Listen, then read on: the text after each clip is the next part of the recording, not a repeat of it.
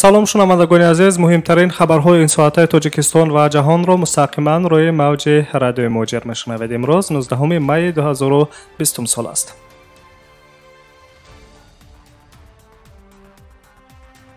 хабарҳои рӯзро аз тоҷикистон шурӯъ мекунем. тибқи иттилои кумитаи ҳолатҳои фавқулода дар вилояти хатлон дар баробари зарари сел ва ярч натиҷаҳои пешакӣ ҷамъбаст карда мешавад. тавре гуфта мешавад, дар минтақаи офатзадаи ноҳияи хуросони вилояти хатлон 338 бинои истиқоматӣ аз сел ва ярч осеб диданд ва дар ҳамин ҳол кормандон, афсарон ва сарбозони қушунҳои кумитаи ҳолатҳои фавқулода ва мудофиаи гражданӣ назди ҳукумати ҷумҳурии тоҷикистон корҳои наҷотбахширо идома дода истоданд.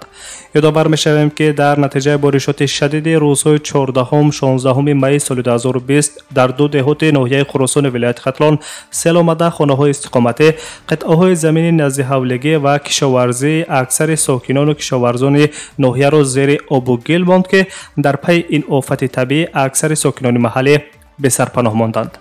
дар маҷмӯъ 338 бинои истиқоматӣ дар натиҷаи сел ва ярч осеб диданд, ки аз он 14 хона пурра, як хона қисман ва 12 хона аз ҷониби худи сокинон хароб карда шудааст. дар хабари мақомот бармеояд, ки барои рафъи оқибатҳои офати табиӣ кумитаи ҳолатҳои фавқулода ва мудофиаи гражданӣ 14 майи соли 2020 ба макони офатзада кормандони раёсати кумитаи ҳолатҳои фавқулода дар вилояти хатлон ва техникаи махсусро дар минтақаи зарардида сафарбар кардааст. барои тоза кардани қаламрав 2000 литр сӯзишвории дизелӣ ва якчанд техникаҳои зарурӣ низ фаъолият доранд. ҳамин тавр наҷотдиҳандагон 28 хона ва қитъаҳои назди ҳавлигиро аз ғилофи лой ва об тоза карданд. кӯшишҳои рафъи оқибатҳои табиӣ низ идома дорад. раёсати кумитаи ҳолатҳои фавқулода ва мудофиаи граждании ҷумҳурии тоҷикистон дар вилояти хатлон барои муваққатан ҷойгир кардани 35 оила хаймаҳои муваққатӣ бунёд кардаанд.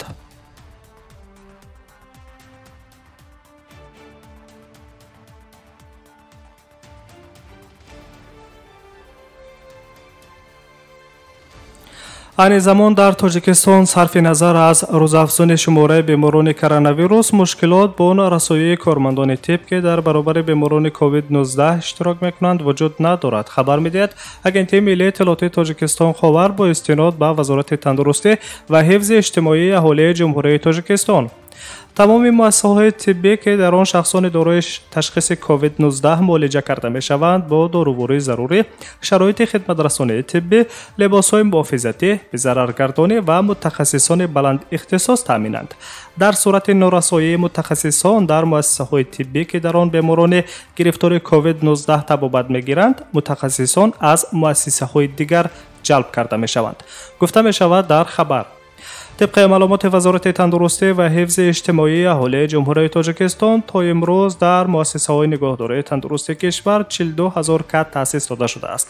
در شهر دوشنبه برای قبول شخصان مبتلای کووید 19 در بیمارخانه‌ها 5756 کت موجود است. هفته آینده باز 2000 کت دیگر بنیاد خواهد شد.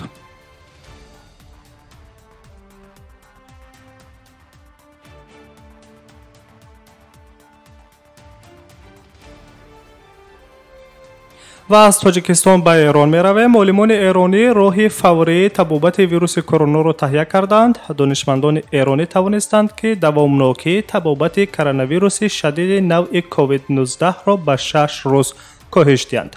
خبر می‌دهد آژانس خبری ایرنا پرس. این نتیجه بعد تحقیق 3 ماه انجام یافت و عالمان امید دارند که نتیجه تحقیقات به دست آمده آنها صحیح و بی خطا است. قید کرده می شود که پیش از کشف راه‌های جدید تبابت بیماران گرفتار کرونا ویروس در ایران 8 هفته ادامه می یافت. حالا باشد از روی تحقیقات نو انجام داده شده تبابت گرفتاران ویروس کووید 19 در ایران باید 6 روز را در بر گیرد. یادآور می‌شویم که ایران در رده‌بندی جهانی در میان بیماران گرفتار کرونا ویروس در جای دهم قرار دارد. طبق معلومات‌های روز 18 مای در این کشور قریب 122,500 نفر از ویروس کووید 19 سرایت یافتند که زیاد از 7000 بیماران قربانی کرونا ویروس گردیدند.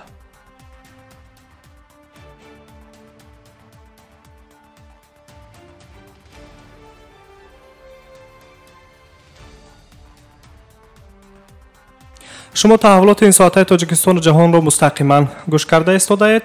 18 май дар рӯзи якуми баъд аз карантин ба кор оғоз кардани ассамблеяи созмони умумии ҷаҳонии тандурустӣ ки имсол бар асари пандемия аз коронавирус бори аввал дар формати виртуалӣ баргузор мешавад, ин созмони байналмилалӣ мавриди ҳуҷуми норозиён ва танқиди шадид рӯбарӯ шуд ва рӯзномаи асосии форуми дирӯза масоили таҳқиқи амалҳои созмони умумии ҷаҳонии тандурустӣ дар мубориза бо коронавирусро дар бар гирифт. тафтиши амиқи манбаъ ва паҳншавии оммавии вируси нави COVID-19 аз ҷониби Иттиҳодияи Аврупо ва Австралия даъват карда шуд. ин пешниҳод аз ҷониби 122 кишвари олам аз ҷумла Бритониёи Кабир, Иёлоти Муттаҳидаи Амрико, Русия, Ҷопон, Кореяи Ҷанубӣ ва аксари давлатҳои дигар дастгирӣ ёфт. дар ин пешниҳод ба таври мушаххас таҳқиқ дар Чин ё шаҳри Вуҳан ном бурда намешавад, аммо Пекин ба ташаббуси тафтишот сахт муқобилат карда Австралияро дар ҳамлаи сиёсӣ айбдор кард. Алекс Азар бошад, вазири тандурустии Иёлоти Муттаҳидаи Амрико созмони ҷаҳонии тандурустиро масъули қурбониёни зиёд дар давраи пандемия аз коронавирус хонд.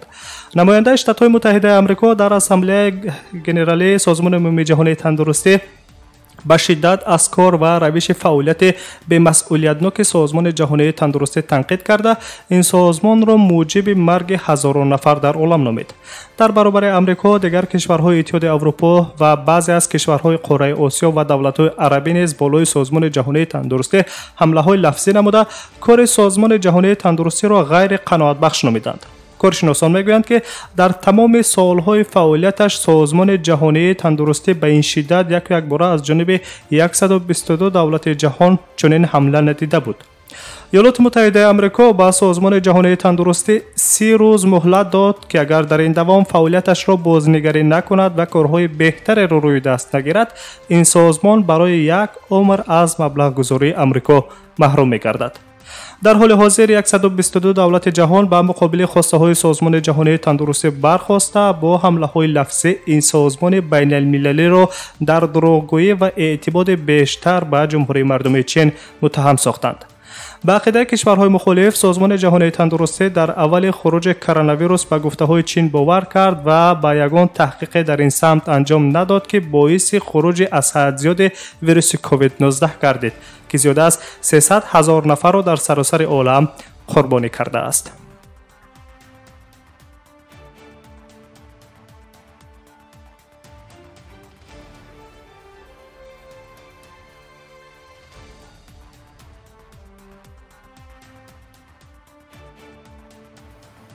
президенти Русия Владимир Путин аз ҷомеаи мусалмонони Русия дархост кард, ки тавсияҳои табибону сироятшиносонро нодида нагиранд ва эҳтиёткор бошанд. дар пайи ин гуфтаҳо Владимир Путин мақсади худро возеҳ равшан кард ва иброз дошт, ки аз ҳама мусалмононе, ки дар Русия қарор доранд, хоҳиш карда мешавад, ки намози иди Рамазонро дар хона бихонанд ва ҳамчунон идро дар ҳалқаи наздикони худ ҷашн бигиранд, зеро ҷамъ шудани нафарони зиёд хавфи баробарии густариши сирояти COVID-19-ро аз як нафар ба нафари дигар метавонад ҳад зад. ҳамчунин президенти Русия Владимир Путин аз вазъи шадиди эпидемиологӣ дар минтақаи доғистони кишвараш изҳори нигаронӣ намуда, таъкид дошт, ки дар кӯтоҳтарин фурсат вазъият бояд таҳти контроли табибону сироятшиносон ва мақомоти дахлдор қарор бигирад.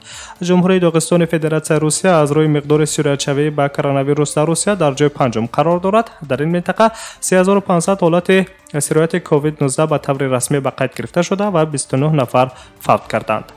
мақомоти маҳаллӣ дар ин минтақаи Русия мегӯянд, ки дар пайи табобати беморон ҳамзамон 40 нафар табибон ва ҳамшираҳои тиб низ гирифтор ба вируси корона гардиданд. дар маҷмӯъ дар Русия то ба ҳолати шоми 18 май 291 000 нафар аз COVID-19 сироят ёфта, 27 000 нафар вафот карданд. дар давоми як рӯзи охир сироятдобии 89 000 нафар дар Русия ба қайд гирифта шудааст, ки ин омор нишондиҳандаҳои чанд рӯзи бештар пасттар аст. дар ҳамин ҳол дар ҷумҳурии Тоҷикистон низ шӯрои уламо ва кумитаи дини ҷумҳурӣ намози дастаҷамӣ бахшида ба иди мубораки Рамазонро лағв карданд. чораҳои маҳдудсозиро шӯрои уламо дар асоси фармудаҳои дини мубини ислом ва вазъи эпидемиологӣ дар кишвар қабул кардааст. ҳамин тариқ рӯзи 20 май шӯрои уламои ҷумҳурӣ рӯзи баргузории иди Рамазонро эълон хоҳад дошт.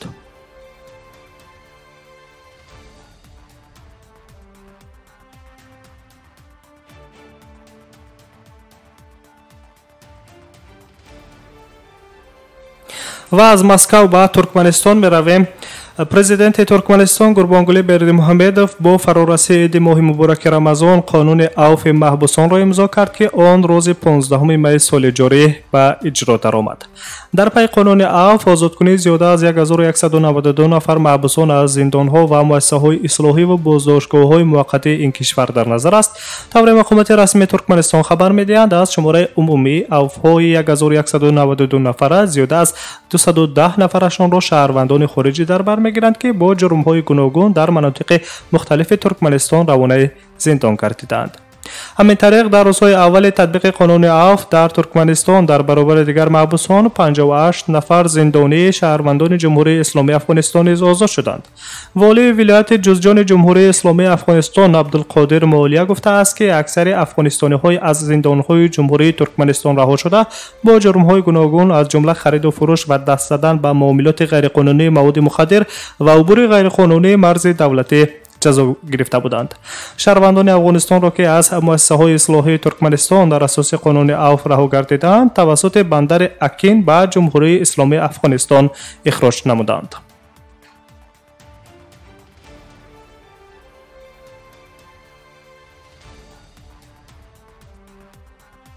سومین عزیز اینجا نشر نوبتی خبرهای روز با تحولات تاجیکستان و جهان را مستقیما شنیدید و به انجام میرسد. در ساعتهای بعدی شما را با خبرهای تازه آشنا خواهیم ساخت. سلامت باشید.